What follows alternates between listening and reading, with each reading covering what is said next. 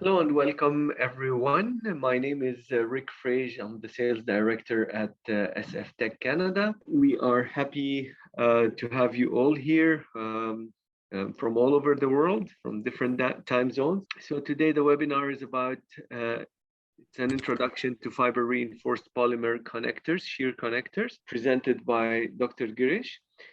So just a little bit about Dr. Girish. Dr. Girish has been working with us for about 9 months to a year now. He received his PhD in civil engineering from the University of Sherbrooke in Quebec, Canada. And before that, his Masters of Technology in Earthquake Engineering from the India Institute of Technology in Roorkee, India. He also he received the University Gold Medal in 2013 for Bachelor of Technology project on strengthening of reinforced concrete columns with external bonded fiber reinforced polymer from and that was at the Veer Surendra Sai University of Technology.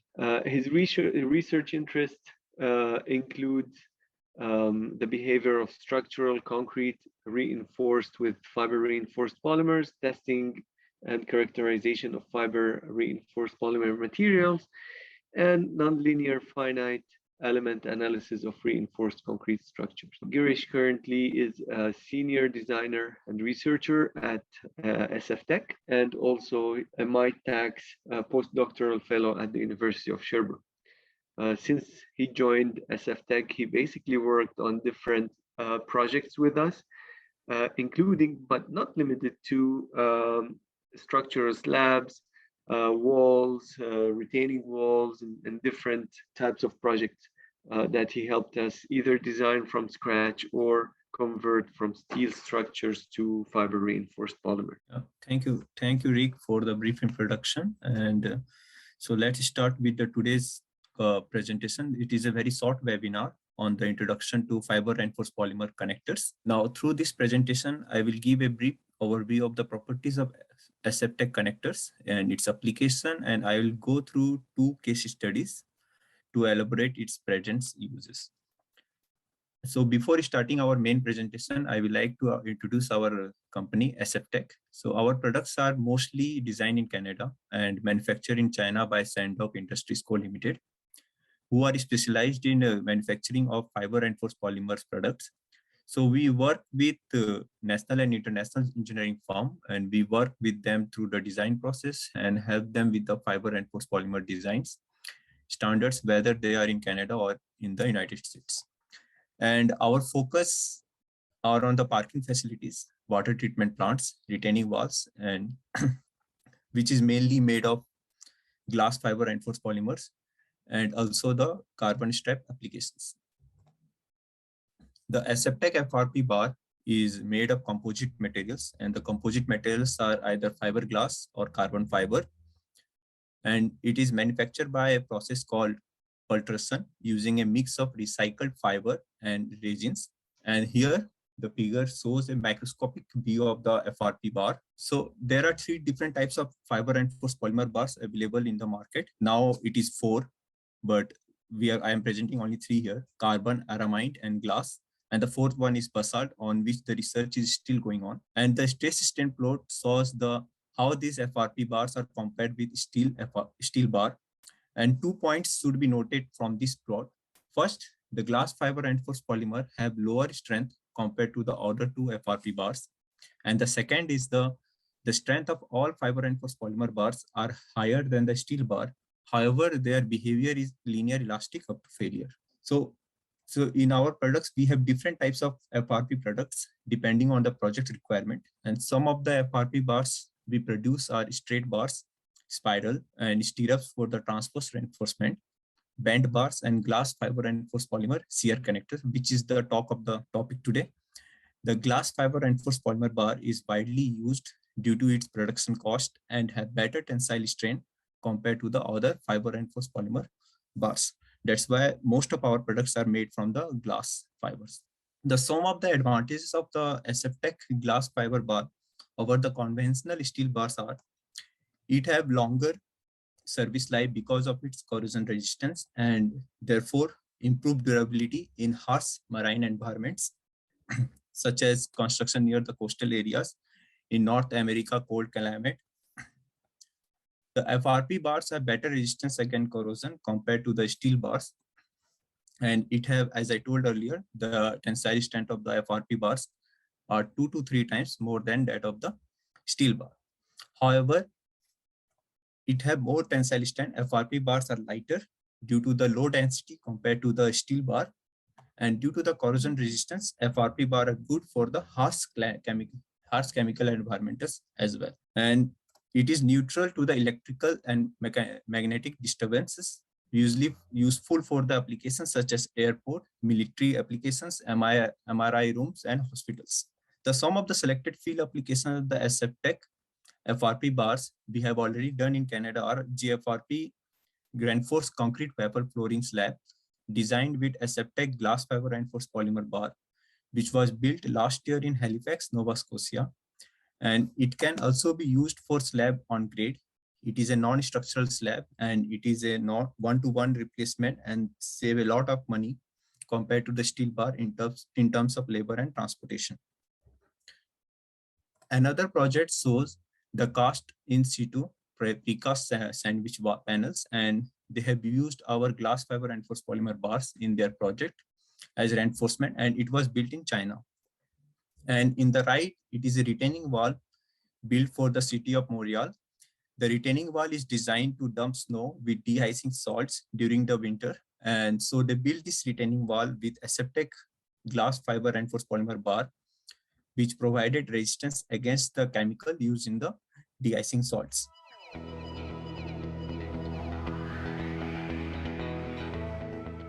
Traditional steel shear connectors are being used in bridge construction, or we generally call them stud also, at the interface plane between the glass in place deck slab and the precast girder to ensure the composite action for stronger cross section.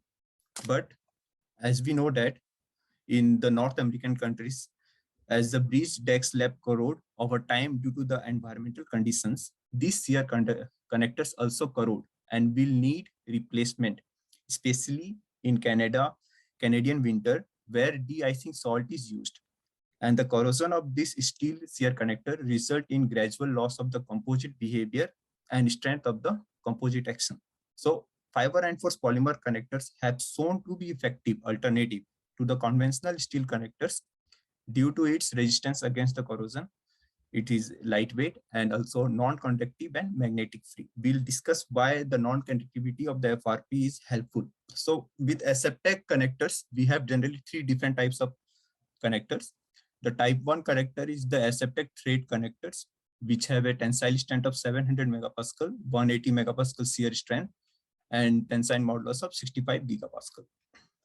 The second type of SFTec connector is the SFTec flat bar with tensile strength of 600 megapascal, shear strength of 120 megapascal, and tensile modulus of 45 gigapascal.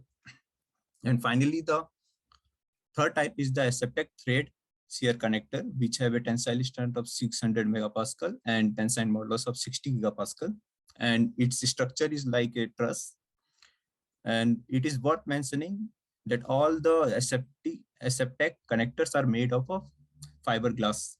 The shear connectors are used to transfer in-plane shear forces between 2 widths. As we can see in the figures, there are 2 concrete widths at the 2 ends. And the sandwich panels are usually designed as one-way structural slab, and shear forces are generated due to the longitudinal bending in the panels. The shear connectors may be used to transfer the weight of a non-structural width to a structural width.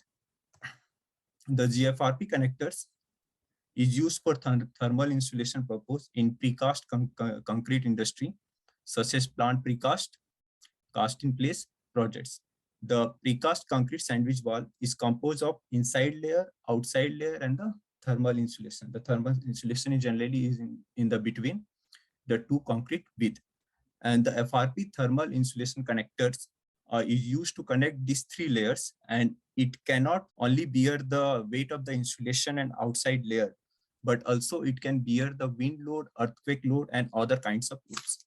there are two cases will be presented today, and one of the case dealt with the thermal resistance of the GFRP connectors and the other with the shear capacity.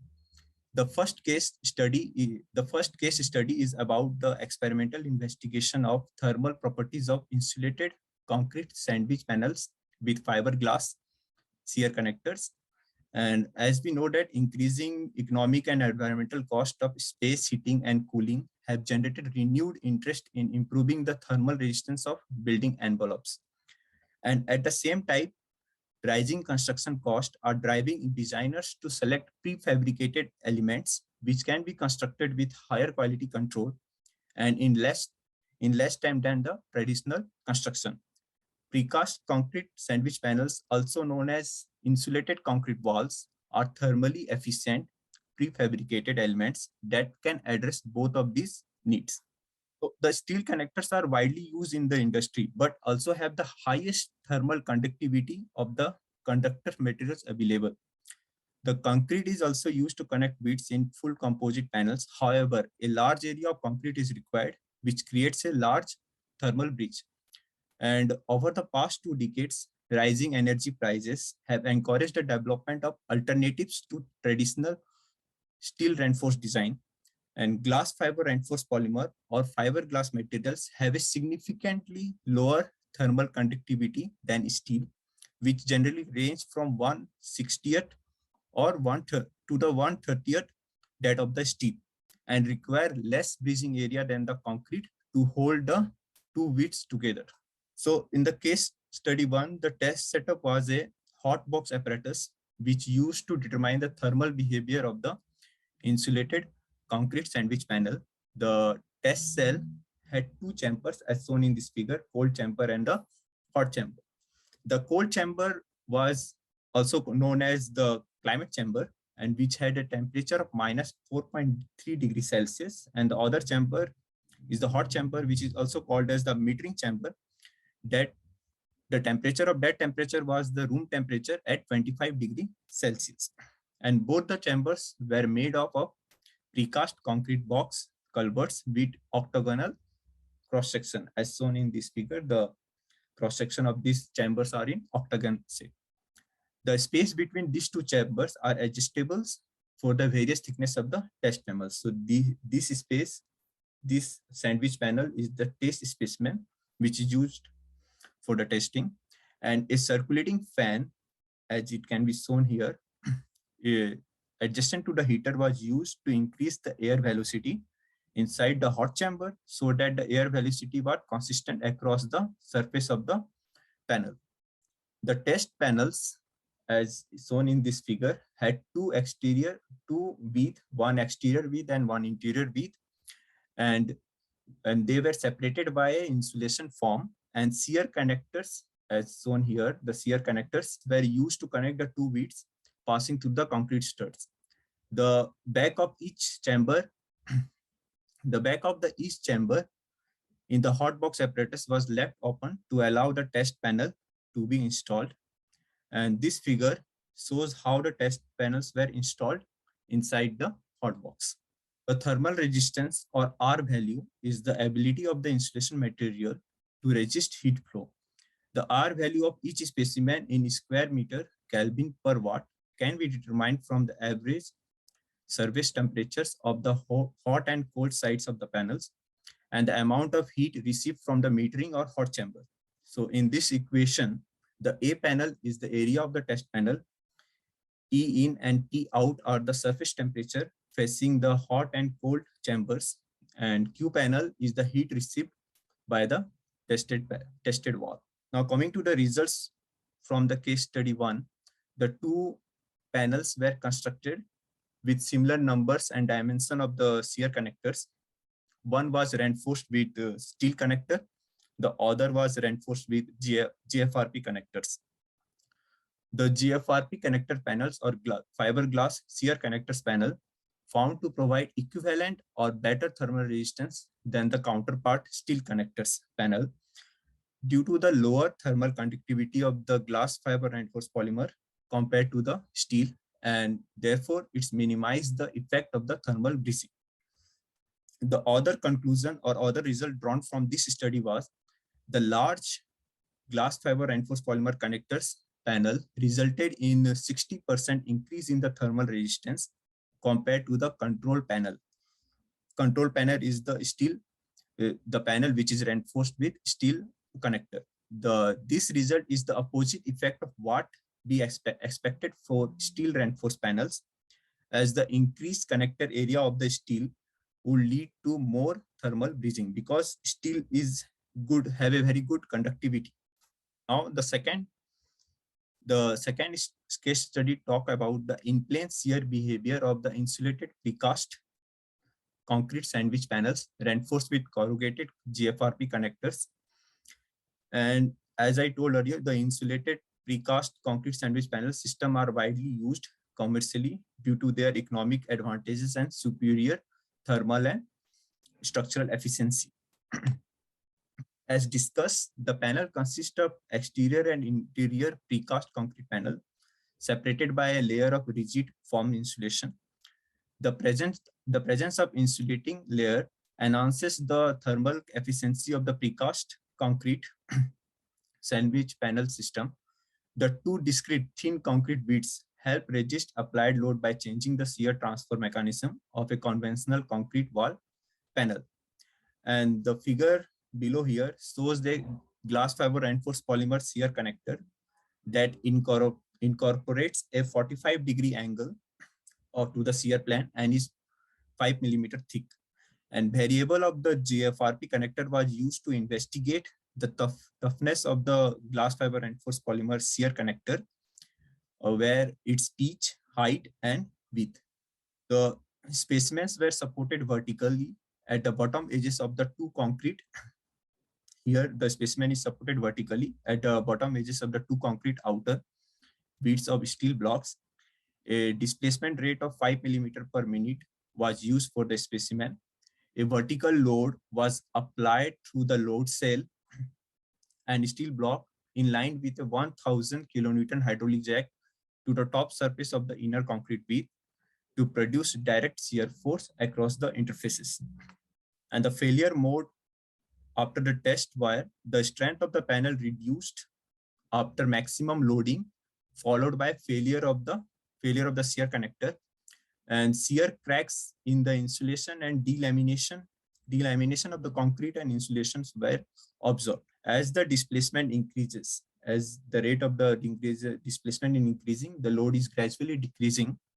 The specimen failed with the pullout of the shear connectors when the embedded length was not too long enough.